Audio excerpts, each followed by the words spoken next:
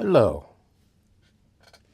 Everybody loves a winner, but nobody loves me. But do we love Liza Minnelli? This is Liza Minnelli's new memoir, Kid. Wait till you hear this, as told to Michael Feinstein. So I read it, and I got from the library and read it, and why did I read it? It's because I'm a mega fan of Liza. Well, not particularly. I mean, I like her fine, but I don't know. I guess I was sort of interested in reading a showbiz story. I just finished reading a showbiz story of Phil Oakes, and in a way, they're kind of alike in that both of them are like flying back and forth all around the country and around the world and kind of burning themselves out. In Liza's case, she became a mega star. Of course, she's also a one of the primary nepo babies, with her mother being Judy Garland and her father being Vincente Minnelli.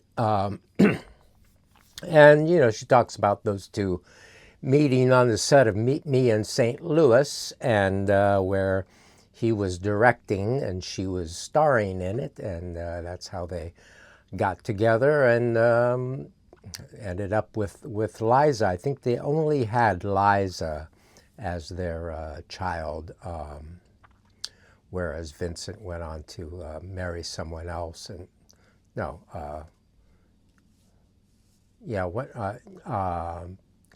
anyway, she's only she's the full daughter of those two, and she has a couple other siblings who I think had one other parent. Which one, I don't remember. Anyway, so it's a story of her stardom, and she starts talking about her mother, who is this notorious drug addict, fed amphetamines to keep her cooking along and in making the Hollywood movies as a child. Clearly an abused child in that way, and given uppers and downers to keep her working, and abusive, horrible situation, which caught up with her. She talks about the movie The Star Is Born, with her mother, that around 1950 something, and how it was cut and how it was turned in. I've never watched The Star Is Born, that version, but I'm kind of intrigued to see it sometime. The full length of it, I don't know if I ever will. But anyway, that was the end of Judy Garland's movie career, basically, as a star. And from then on, it was just live appearances. And Liza was a caretaker of her mother. Actually, they were quite close, and she was on tour with her mother and took care of her mother, as her mother, would take drugs and drink a lot and all these things, and ultimately, her mother, of course, dies at age 47 in 1969, I think, and so that's kind of horrible, and had died of an OD of some sort. So Liza starts out the story with a caper of her drug and alcohol abuse, where she tells a story about in 2002, I believe, where she's in New York and passes out on a sidewalk, and is lying there on the sidewalk, and people are all passing her by, as like any other sort of drunk person who's lying in the street. So that's a kind of an intriguing story that starts out in the prologue, and then from there she goes back into, sort of a flash forward kind of movie theme kind of thing. So Liza starts performing with her mom and ends up, becoming a performer, not unlike her mom, really, and achieves real stardom when she gets involved with stars in the movie adaptation of the play Cabaret, directed by Bob Fosse, and she has lots of good things to say about Bob Fosse. Oh, she has an affair with Bob Fosse too. So yeah, it's kind of, she really does sort of tell everything, or a lot. It doesn't really hold back on, screwing her directors and all this kind of thing, which is kind of common and goes on a lot in show business. And not only him, but also when she's making New York, New York, she has an affair with Martin Scorsese, who was directing that. So, and they're all into cocaine too. So especially Martin during the New York, New York thing. That's all of, much of her life then is fueled also by drugs. And so after New York, New York, Cabaret, she gets an Oscar for Best Actress. And so she thinks, well, I'm going to have a really big movie career. And that doesn't really pan out. She makes a couple movies that don't do that well. And, she kind of like, she doesn't really have nice things to say about Hollywood. She doesn't really think that much of Hollywood as kind of uses people and casts them aside, and you're only as good as your last picture and all that sort of normal stuff we've heard about Hollywood. And she puts a fine point on that and says, yeah, it's all true.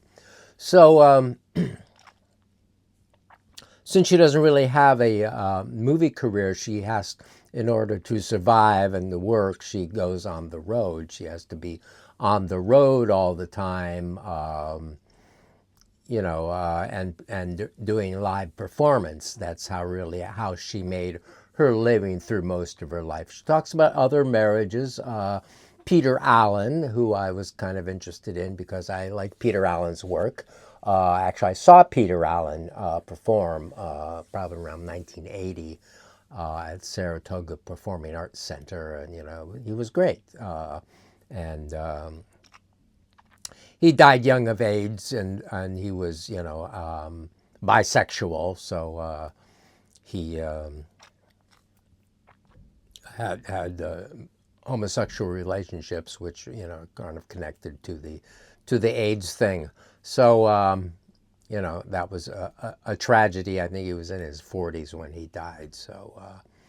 So yeah, she has some relationships with these gay men, or supposedly. I mean, what is this sort of binary thing with gay or straight? I mean, here she did have sex with Peter Allen, who's supposedly gay, so it's like, okay, well, Peter Allen was bisexual, just as Oscar Wilde, who has children, was also bisexual, but whatever. So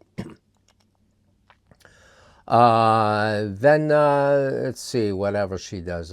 She is in New York, New York, and so she's, she has like, I don't know, 4 or 5 marriages really, and she kind of ends up, by the time she's sort of 50 years old, she's kind of really starting to fall apart. She's kind of really beat. She's 80 years old now, so by 30 years ago, in the 90s, she was really wearing out. Her body was wearing out from all the wear and tear and the travel and the partying and pumping herself up with drugs to do her performances, which were all big and brassy and a lot of stuff to remember and dance moves and all that stuff. So she worked herself to a frazzle and, ended up paying the price. She, I think around that time, she starts realizing that she does have some kind of a substance problem, and she's kind of the one that blames it on a disease, So I don't really buy the disease model or that it's hereditary. I think it's more situational than anything. I mean, was Judy Garland's drug abuse, drug taking hereditary, or were they given to her and then she got addicted to them? I think these things are largely situational, and then I think they are fueled by trauma that keeps it all going, whatever. So, but she keeps talking about the disease and this hereditary thing. So, which once again, I don't really go along with, but not my book, it's her book. So so she talks about Frank Sinatra. She was quite friends with Frank Sinatra, Uncle Frank, she called him. He's a generation older. She ends up going on tour with Frank. Dean Martin drops out of the ultimate tour. It was going to be Dean, Sammy, and Frank, but Dean, kind of, according to this, Dean just couldn't put up with Frank anymore, and bowed out really quickly, and so Liza came in and took that role and toured with the two of them, and she claims to be quite close to Sammy as well. So and she said, Frank wasn't into drugs at all, and other than Jack Daniels. But then at the end of his life, he was using them to keep going. And I saw Frank Sinatra in two of his final performances in New York. One which he was just couldn't he couldn't remember any of his songs. He was really quite out of it. It was a 40-piece. This is a Radio City Music Hall, 40-piece orchestra, and he kind of got through one song. I think it was "The House I Live In." Otherwise, he just sort of stopped and stood there, and it was quite embarrassing and hard. Then he canceled some shows and came back like a week later, and I thought, well, I guess I'll go up. So I went up and bought a ticket right then, and he was like 20 years younger, and he was going back and forth across the stage and nailed every song, and it was good to see. So I'm a big Frank Sinatra fan, really, as far as his singing goes. I don't know about his personality, but so yeah, she talks about some other marriages. This guy David Guest, she got involved with this guy that was involved with Michael Jackson, this producer David Guest, and she corresponds him with Luft, who was Judy Garland's husband after Vincent Minnelli, and Lorna Luft and Joey, I guess, Luft are the child of this guy, and he was a producer and kind of ripped off Judy Garland, and kind of a bad guy. So she says that this David Guest that she met up with when she was like in her 50s, and she was also still drinking and drugging, exploited her and robbed her, and would have taken her Warhols and sold them, but they were put in safekeeping, and fakes of the same pictures were put up, and I guess he tried to sell those and didn't work out. So she got rid of him, and I think that was her last husband. Also, she was married to Jack Haley Jr., or Jack Haley, the Tin Man's son. So it was kind of funny that, you know, is the Tin Man's son and Judy Garland's daughter are married for like 5 years or something. So anyway, it was all kind of interesting. She ends up with a story about going to the Oscars. Oh, she gets sober like, 11 years ago. So she's, kind of old, and finally goes out to California. She goes to Hazleton. She goes to Betty Ford first, and then she goes to Hazleton. These are really all like traditional 12-step AA kind of places. And neither of those really took and really worked. And then she's had some other kind of intervention when she moved to California from New York, and with some kind of doctor there, and it seems like it was a little bit different, and that seems to have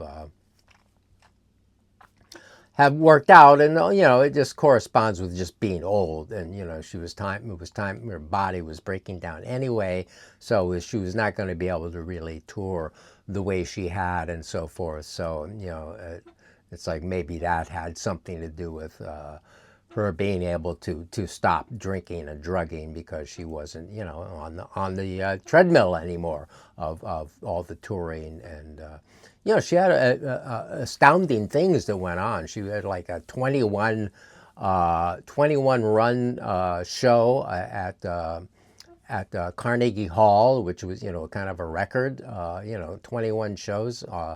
All in one month, and all of them like sold out and stuff. So she was very successful, and I don't know. At the end, she talks about going to the Oscars and being, once again maltreated by the movie biz.